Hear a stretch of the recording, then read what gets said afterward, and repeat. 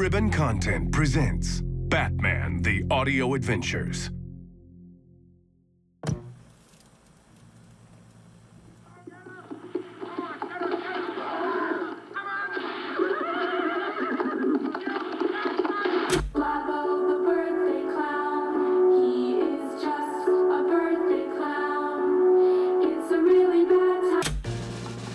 Then bury me way out past Wayne Manor,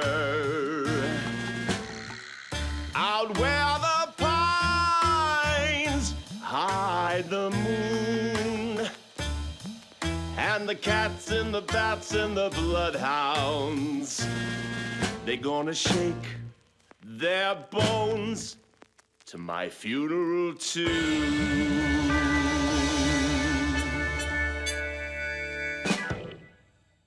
Ah, the smoky sound of Stoveplate Sullivan and his Potbelly Orchestra. Just one example of the world-class arts and culture you can see every day on Gotham City 1. Welcome back to our annual Member Pledge Drive. I'm Station Manager Marisol Drummond. For over 30 years, Gotham City 1 has brought you news, weather, and traffic from around Gotham Land 24 hours a day, 7 days a week. But we depend on your generous donations to keep bringing Gotham City to Gotham City for another 30 years and beyond. That number again is Cloisters 50101, and you can have this Stoveplate Sullivan's Greatest Hits album for a minimum pledge of just $200. It's a great deal. Oh, I'm told we have an Eddie N on the line. Thanks for holding. I know you've been patient. Are you there, Eddie? Oh, crap. Eddie N. What? I thought we had Eddie N on the line? I'm his assistant. He just told me to watch his phone. I didn't ask why. Maybe he said, I don't know. So do you want him? I think you called us. Oh. Whatever, probably. Hey, Eddie, they took your call or whatever. I've got, thank you, Miss Tuesday. Marisol Drummond. Fast Eddie N here. What a thrill. Big fan of Gotham City 1. I love Jack Ryder. I love the Gotham Gourmet. I love your award-winning documentaries on Gotham City history. And I just love all the hard-hitting coverage from transit reporter Myron Armbruster. Wow, Eddie N. And I love your enthusiasm. What do you think's your favorite thing about Gotham City 1? Gee, Marisol, that's really not a good question. It's bad. You're bad. You're really bad at your job. What? Look, I tried to make this work. Right up top, I told you a bunch of things I like, basically doing your job for you, and now you need me to narrow it down? No wonder people hate pledge drives. Every year, you amateurs beg for change like bums. Cut him off. And you got us hostage, don't you know? I know a thing or two about taking hostages, so every year I'm forced to cough up some ducats to you grabby mendicants because I just want it to stop. I just want to sit in peace and watch hard-hitting coverage from transit reporter Myron Armbruster. He really does do a great job. I don't think I'm laying it on too thick to give another shout-out to Myron. Give that guy a Gothy Award already. What do you mean you can't cut him off? No, Marisol, that was a bad question, and you have a bad brain. But I've got an interesting question. We have to be able to... Riddle me this. 50 score of 12 have I. A fortnight more will lay 9 by. If I collect till solstice moon, how many will I have in June? I don't... Of course you don't, Marisol. But the good news, honey, is I wasn't asking you. No, I'm looking at those sadists back there behind you answering phones. The phone bank? If one of them doesn't input the right number into their phone in the next 60 seconds, let's just say, is transit reporter Myron Armbruster out of the building? Please evacuate Myron. He's not part of this. I don't... Does anyone... Can we just cut to a commercial? Nobody panic. Gotham, a box of indescribable treasures hopelessly rusted shut. Join us now for a tale of life and death in Gotham City, February 9th.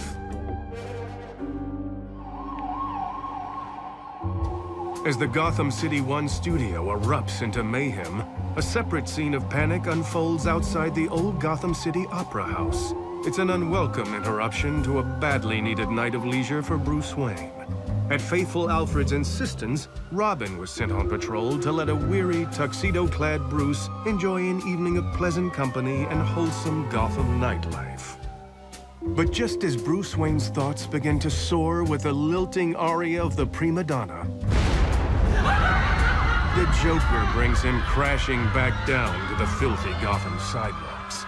We are still days away from the Feast of St. Valentine's, but the Joker is getting the word out to save the date. Oh, Bruce, thank you, dear boy. Thank you. You saved my life. I'm sure you're exaggerating, Mrs. Puttermesser. It was nothing, really. Now, please be careful getting home. You've had quite a scare. Finding a shadowy spot amid the mayhem, Bruce Wayne steps aside to check in with his young ward and crime-fighting partner. Robin, report. Scene is secure. A lot of very rattled opera lovers, but 0 casualties. That's not a stat the Joker usually posts. Think of it as a trailer for a coming attraction. This stunt tonight, he was doing promotion, hyping his upcoming performance this Valentine's Day. He advertises his crimes. He'd tell you every new show needs a killer marketing campaign. I'm just glad no one got hurt. Joker just hasn't gotten to the hurting people part yet, Robin. But why is that, Batman? He'd tell you comedy is all about timing. Continue to monitor them. So, Bruce Wayne, superhero. Suddenly, Bruce's shadowy spot is flooded by the probing light of journalistic inquiry. Excuse me? Superhero? That seems to be the headline talking to this crowd. Vicky Vale, Mr. Wayne, Gotham Gazette. Did Mrs. Puttermesser tell you a tale? She's incorrigible. I suppose I held the door open as I exited, Miss Vale. Does that count as heroism? I'm happy to hear it was helpful. And we've met, you know. Yes, that's not remotely in line with eyewitness reports, Mr. Wayne. Mr. Wayne, please, Bruce. I think you've even been to my house, Miss Vale. Everyone's saying you carried unconscious victims out of there 2 at a time, like they were grocery sacks. Why don't we... Now, I'm going to say no up front to a nightcap. So how about you drop the adorable modesty and give me the story? Just as Miss Vale prepares to administer the stress test to Bruce's improvisational skills, sweet release. I was on duty at the scene when the disturbance occurred, Miss Vale. I'm happy to answer your questions. I appreciate that, Robin. Thank you. The Batman says an informed public is a necessity for civil order. And I'd love to interview you separately. Right now, I'm taking Mr. Wayne's statement. Oh, well, I'm sure Mr. Wayne doesn't... Tell me, if you would, how the incident played out from your vantage point, Bruce. Oh, boy. The waltz number just started, and there was a ruckus. I don't know what exactly. I'll be honest, Miss Vale, I was desperately in search of more ice for the champagne bucket in my private box. My date was... Say, where is my date? It was knockout gas, Miss Vale. A pressurized device hidden in a cello case. Joker's gang had a man in the orchestra. Well, as the cast on stage succumbed to the gas, suddenly a small figure crept out from behind the curtain in a clown costume. I didn't know if it was a child, or a frail woman, or a castrato. Where would the Joker get a castrato? Oh, never mind. Go on. Whatever it was, this little clown homunculus began to sing. It's awful. Disturbing.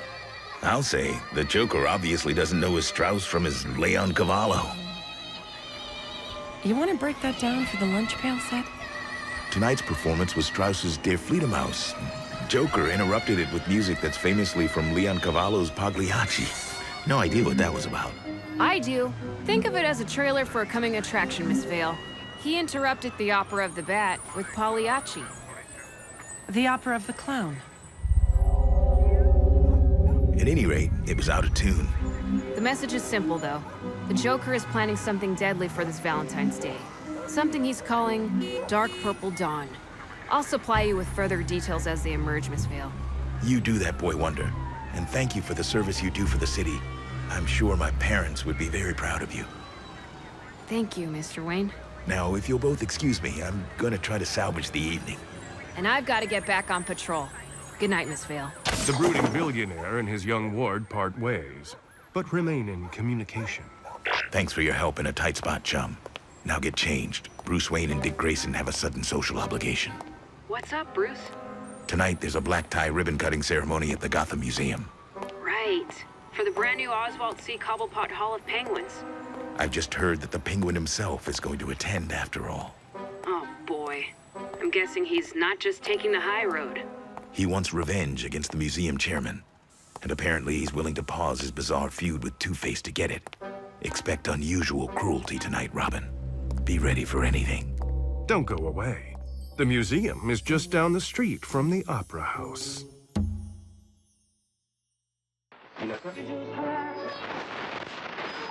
You ain't been lonely till you've known the lonely eye. From Halley's Circus, and they are advising civilians not to approach the escaped gorilla unless he puts down the...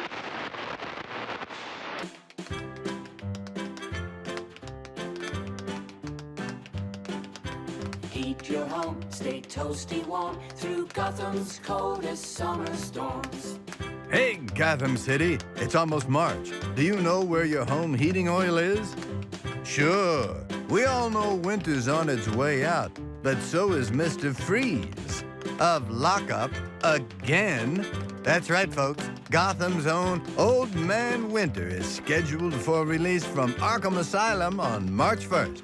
Do you have enough heating oil to last the summer? Chatter, chatter, chatter, chatter, burn. Do you remember when Mr. Freeze flash froze Gotham Harbor? Pretty sure that was in May. Oh, and how about that great Gotham blizzard? Remember that? That was the blizzard that canceled the 4th of July fireworks. Yeah, don't be a schnook. They're letting the freeze guy off the hook. So come get a summer's worth of heating oil from me. Heating oil Doyle. I know it sounds insane, but don't fight it. This is the new normal. If you freeze this June, there's no excuse. You knew they turned the freeze guy loose. That's Heating Oil Doyle's House of Home Heating Oil in Springtown off I-57, 14 miles past Wayne Memorial Airfield on the edge of Slaughter Swamp. What? That's what they call it.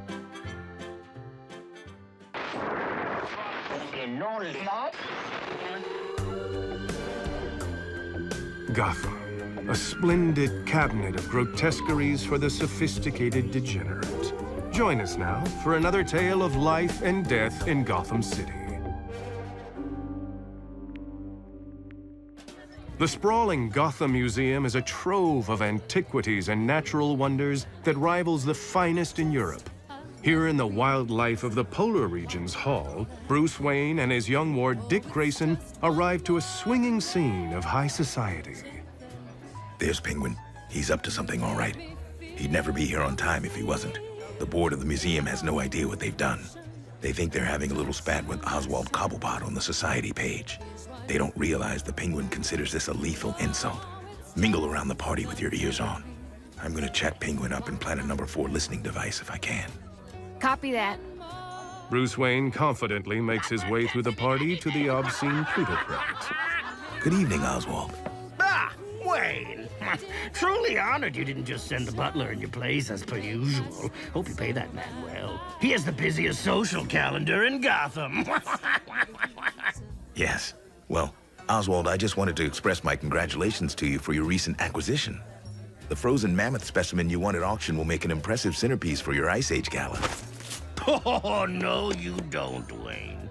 Don't try to sauce my gander. I know you're furious I've got that prehistoric pachyderm instead of this museum. It's no secret I don't like you hoarding an important scientific discovery for your own profit, but I don't see any reason for there to be bad blood between us. Don't worry a big square head about that, Wayne. We've never had problems because you're an infectual counterfeit of your tediously virtuous parents. Wish this town had more muscle-bound milquetoasts like you, Brucey old bean. And just don't try to horn in on my action, and we'll be fine. You mean wet my beak, Oswald? With you? Oh, I'd never. Why, you? But before the sputtering bird can load return fire, the men are joined by the object of Oswald's ire, the aged chairman of the board of the Gotham Museum. Young Bruce Wayne, I say. Chairman Waterbury, I'd hoped to see you tonight. Good to see you looking so fit, Professor.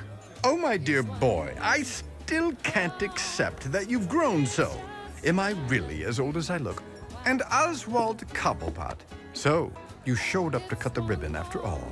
Why shouldn't I, Waterbury? My name is on your petty little exhibit. I paid for it, as you well know. Was this all a penguin stunt supposed to humiliate me? If you perceive humiliation, Mr. Cobblepot, I'd suggest there are countless possible sources, given your lifestyle and your character. In stark contrast to Mr. Wayne here. Oh, let's not. A true pillar of the community, and the soul of scientific adventurism since he was a young boy. Isn't that right, lad? Always in the museum as a youth, always knocking on my office door with the most outlandish questions. Oh, not that outlandish, surely. What's the minimum fatal dose of tarantula venom? Oh, can voodoo priests really control minds? Oh, what's the weakest point on the human skeleton? Oh, I'm sure I was a nuisance, but enough about... And for evidence of this man's innate generosity, look above us, suspended from the ceiling there. See the life-sized model of the magnificent tusked narwhal? You mean the big fish with the horn up there? I thought that was called a tunicorn. A tunicorn! That life-sized replica was the generous donation of young Master Bruce Wayne, age 9. All he wanted for his birthday that year was for the museum to have its own narwhal. I had schoolmates who didn't believe narwhals were real. That seemed a shame. Oh, spare me. That is a scholar and a gentleman, Mr. Cobblepot, and his ilk is as foreign to you as the particulars of taxonomic classification and phylogenetic trees. I've given you hundreds of thousands over the years, Waterbury. I've stuffed cabinets upon cabinets full of treasures in this dump. Despite your insult, I'm here tonight at your turkey fete. Oh, you don't care about the museum, and you never have, you waddling lout. You think we're ridiculing you with this exhibit, Mr. Cobblepot? I want to put your mind at ease. You're nothing like a penguin. Penguins have a noble bearing. The malevolent mafioso narrows his beady black eyes with a murderous smile. Well, Professor, I must say you really stuck it to me. Wouldn't you say, Wayne? He really stuck it to me. Really got his point across. The penguin's odd emphasis goes unnoticed by the professor, but not by Bruce Wayne. Look above us. Look above. Touch to know. Really stuck it. Now that I have that out of my system, I think I can manage to say a few civil words of introduction for you, Cobblepot. So let's get this ribbon cutting over with and never speak again. I think that's exactly how it's going to go, Waterbury. As the squat gangster waddles after the aged academic to the podium, Bruce Wayne's mind begins to calculate a way to avert the obvious coming catastrophe. He signals to his young protege with urgency. Dick, we have a situation. What is it, Bruce? Good evening, and welcome to the wildlife of the polar region's wing of the Gotham Museum. Yes, thank you, thank you. I hope my remarks don't leave you cold tonight. Your reception so far has In less than a minute, anything that narwhal is going to break loose and fall tusk first from the ceiling to impale the professor. Holy pincushion. How can you tell? Look there. I noticed the whale has moved slightly since my last visit.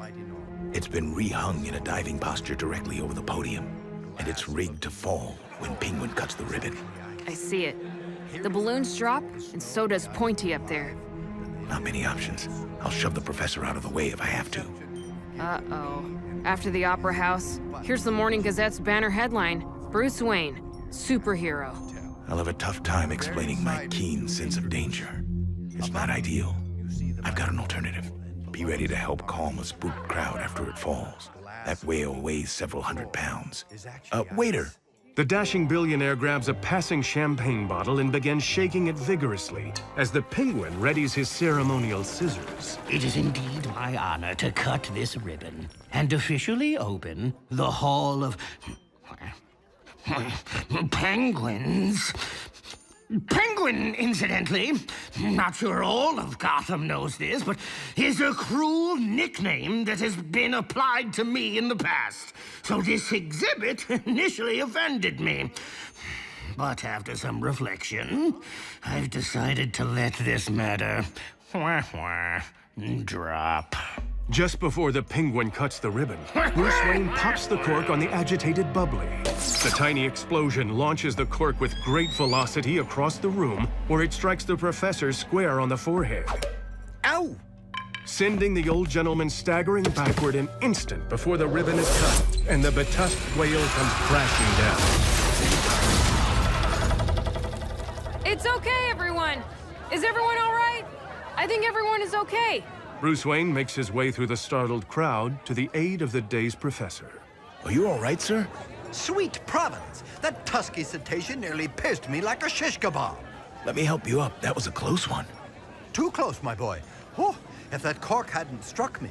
I'll take the blame and the credit for that one, Professor. I guess it was a good thing I was so thirsty.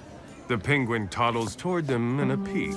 Well, Waterbury, old boy. You got mighty lucky tonight. Sure hope your luck lasts. Shame about your whale, Wayne. Guessed Mommy and Daddy can't exactly buy you a new one, eh? Thanks for your concern. The museum has insurance. Good night, Oswald. As the sullen vulture of vice retreats to the company of his valet, Dick Grayson rejoins his guardian. That was quick thinking, Bruce. Penguin probably spent days and thousands to set that up, and you trashed his plan without even changing out of your tux. Yes, I'm afraid if Penguin wanted to dine on a dish of revenge tonight, he's going to go home hungry. So, why does Penguin look so pleased with himself right now? Indeed, far from furious, the Penguin is clucking with mirth. That's not good. Engage audio surveillance. Oh, I can hardly be angry, Mr. de Condor. That was not the main event.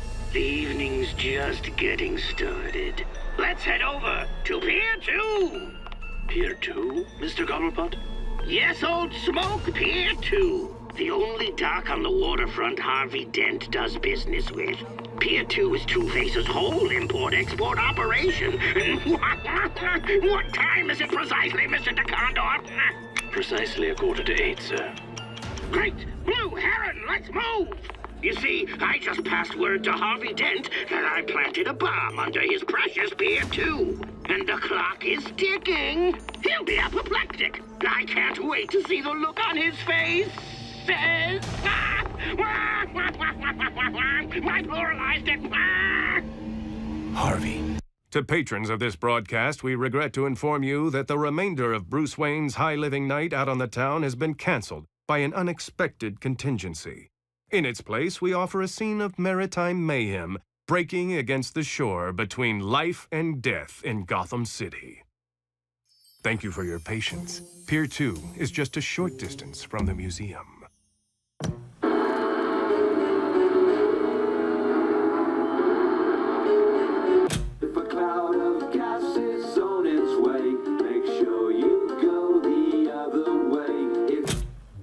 The following is an encore presentation.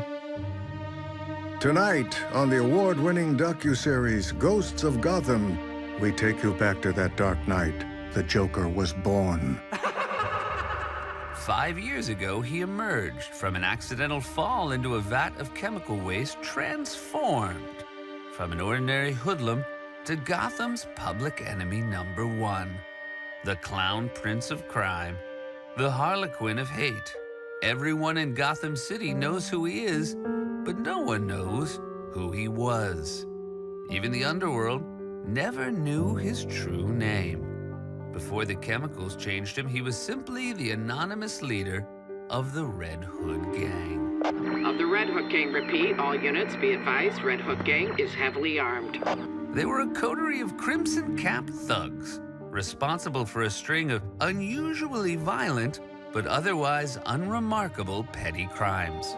Until one fateful night, the leader of the Red Hood Gang was cornered by the Batman on a high catwalk in the Ace chemical plant, as seen here in this dramatic reenactment. You will never catch me, Batman. Ha ha ha ha. This is what I say, me, the leader of the Red Hood gang. But the man who would become the Joker tempted fate with his arrogant words. Come and get me, Batman, if you think you can catch me by running. Ha ha ha. Newsflash! We interrupt this freaking program for a newsflash! This is a freaking breaking news bulletin from Joker News Network! What does it mean?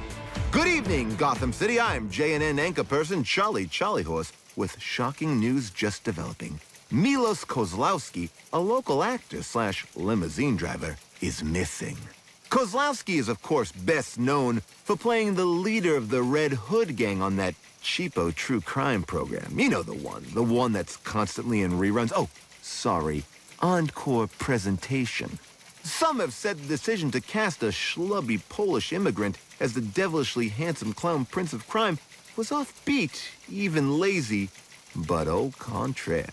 Every time they show that episode, which is a lot, Kozlowski dazzles late-night trash addicts with his enormous pit stains, steakhouse waistline, and a playful lack of aptitude with the rhythms of English speech. This reporter sure hopes nothing happened to him, but, as I said, they rerun that episode a lot. Wouldn't surprise me if someone, somewhere, finally reached their limit. JNN will keep you updated as details of the missing Joker impersonator become available. We now return you to Ghosts of Gotham. Already in progress. Gee, I wonder if it's a rerun. The Red Hood was submerged completely in a roiling mixture of unknown chemicals. The toxic baptism not only bleached his skin, powerful psychoactive effects remade his mind. The Joker himself has said it was like being forced to witness an autopsy of his own sanity. Whatever was in that vat of chemical waste, it pushed this ordinary lowlife past the point of madness. Ha he he ho ha ho. The Red Hood was no more.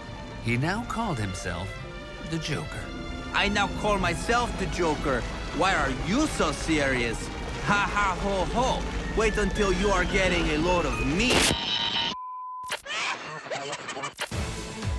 Joker News Network! It's a freaking news flash! Everybody freak out!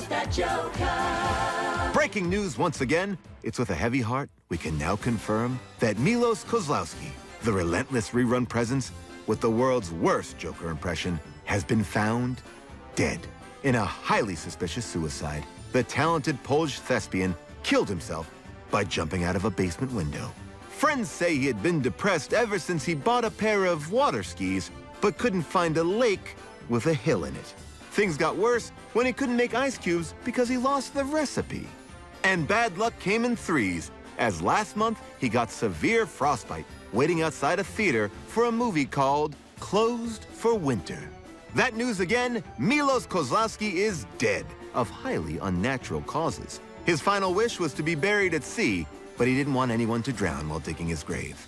Instead, he'll be laid to rest in a paper bag, since it's a cinch he could never act his way out of it. Rest in peace, Milos Kozlowski. You might be fertilizing daisies, but look on the bright side. Your death scene was your finest performance. Turns out there was acting talent inside that guy all along. The Joker just needed to pull it out with some pliers. This has been the Joker News Network. When news breaks, we stab you with the shards. You know what you did. Gotham, a city built at the intersection of destiny and despair. Join us now for a continuing tale of life and death in Gotham City. Pier 2 at the Gotham Waterfront. The busy buzz and clamor of illegal commerce proceeds as normal for a winter's evening, while just underneath, a desperate scene is taking place amongst its trusses and scaffolding. You idiot. Time's running out. This thing's gonna blow. Then what? Hold on. We still have time. We can find the bomb. Just don't look down. Hanging precariously from the underside of the towering structure is a harrowed Harvey Dent, frantically in search of the devastating explosive planted by the penguin. Hand over hand, he clambers painstakingly amongst the trusses, dangling high above the crashing waves. Where is it? Where is it? I'm looking. Do you not see me looking? Oh, what is that? Cheap crack about my eye? I had an accident, you insensitive prick. Oh, shut up, you imbecile. We're running out of time. He misjudges a handhold. He grabs thin air. Yeah. Oh, don't drop the gun! You moron. Be careful. It's a long freaking drop into the drink. Listen, shut up. I need you to shut up. Time is rapidly elapsing, but Hope arrives wearing a grim cowl and cape. Batman to Robin, maintain your position. I've found Harvey. Copy that, Batman. Harvey, get down from there. Batman, leave us alone. Harvey, you're not well. Even for you. You've been falling apart since the rooftop in Little China. Oh, no, you don't. Don't blame us for this, Batman. The bird set us up. He's telling the truth, Batman. We're trying to stop a bomb for once. No one's blaming you, Harvey. I'm here to help. We can't let this happen, Batman. If Pier 2 blows up, then what? It's a catastrophe, a fiasco, a discombobulation of the fundamental... Oh, cork it, you jackass! Nobody wants the pier to blow up, Harvey. Objection. Hearsay. I don't think Council has examined the sworn testimony of the Penguin. That fat turkey's trying to boil our noodle here, Bats. Because he knows if he blows up Pier 2, then Pier 3 is Pier 2, but it ain't. It's Pier 3. But there's got to be a second pier. But if there ain't a Pier 2, Harvey, then 3 let me is look second. for the bomb. No, You're not well. Not on you need to our get to watch. safety. Objection. I don't think this court recognizes the mystery man in the bat costume as a mental health expert. Harvey, listen to me. You're unraveling. We have less than 4 minutes to find that bomb. There are dozens of people up there on the pier. The blast radius will be at least 1,000 yards. Shut up. 1,000,000 tons of steel and concrete. Dozens, thousand, million. Shut up with all the freaking numbers, Batman. Don't you think that's the trouble with this stinking world? All your damn numbers. I'm talking to Harvey. I'm not talking to you. You're insane. But what if he's not, Batman? Harvey, listen to me. Don't listen to him. Don't listen, he says. I can't believe I've never thought of that. Just not listening. I told you, Bats. Harvey's a kind of, what you call, captive audience. And I'm gonna wise him up if it kills us both. Harvey, fight it. I can't, Batman. All day long, he's at me. He says we're all deceived. What I said is you're all suckers. He doesn't believe in numbers, Batman. He says they aren't real. They ain't. Numbers, math, all your times, tables, it's a stinking lie. He says he's never counted past 2, Batman, ever. He never needed to. He says everything, everywhere, all the way down to a fracture of an atom is half a matched pair.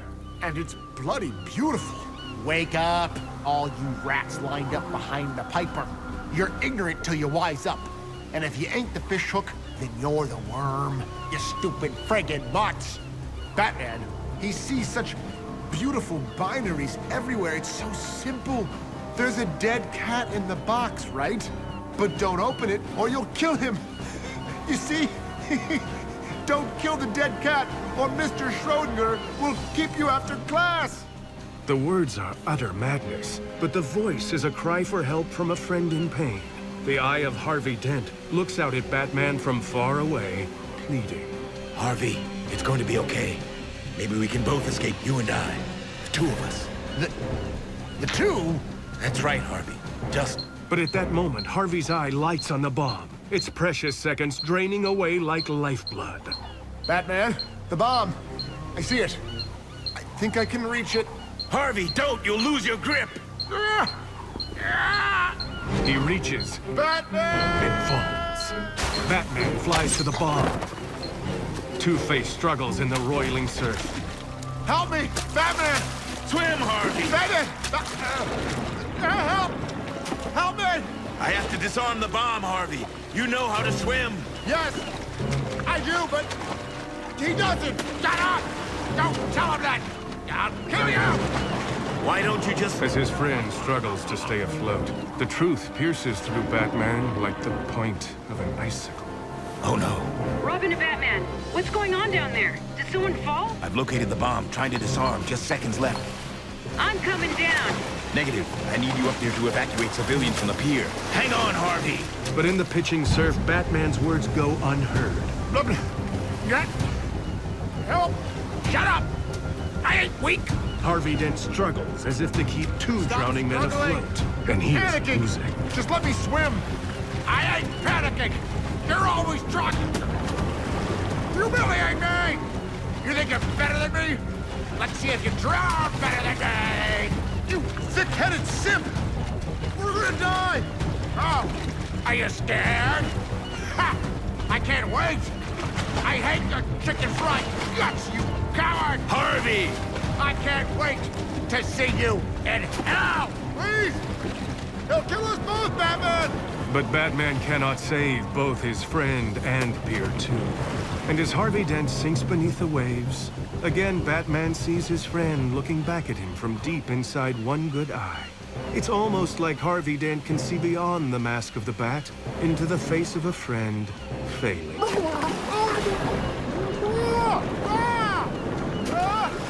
But there is no time for blame. Batman to Robin. High-yield explosive discharge imminent. Where are you, Batman? No time to finish the disarm sequence. I'm gonna launch it clear of the structure by Batapult. I don't know if the pier will withstand the concussion. Brace for detonation, Robin. The blast knocks Batman from his precarious perch, and he plummets into the black harbor below. After a seeming eon of agony, Batman comes up from the waves. The pier is still standing. Wasting no time, the Dark Knight goes back under to find his fallen friend. Again and again, he descends to the depths. Again and again, he finds nothing. Batman to Robin. There's a lot of debris, but there's no body. His probable Two-Face survived. But even if he did, I failed him. And that look on his face before he went under, he knew it. Robin, I may have just lost Harvey Dent forever. But Batman, everything's all right up here. You saved the pier. And you could have died, and you won. One, we live to fight another day, Robin. That's all it ever is. Rendezvous with the Batmobile. Batman out. What does it profit a man if he saves the world but loses his place in it? A question commonly asked in the course of life and death in Gotham City.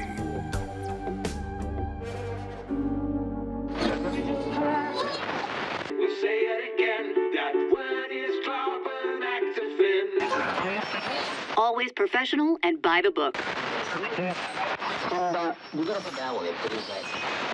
19366 Charlie, 22 40 46 47 Alpha, 58 16 3 22 Lima, 33 44 Echo, 54 21 62 69 114 November, 64 3 33 69 Delta, 110 32 52 Alpha, 12 25 61 55 13 9 2 Romeo, 86.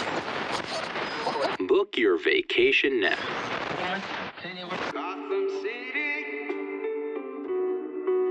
stately city. My, your future's bright. There you will lead us, there he'll never quit the fight.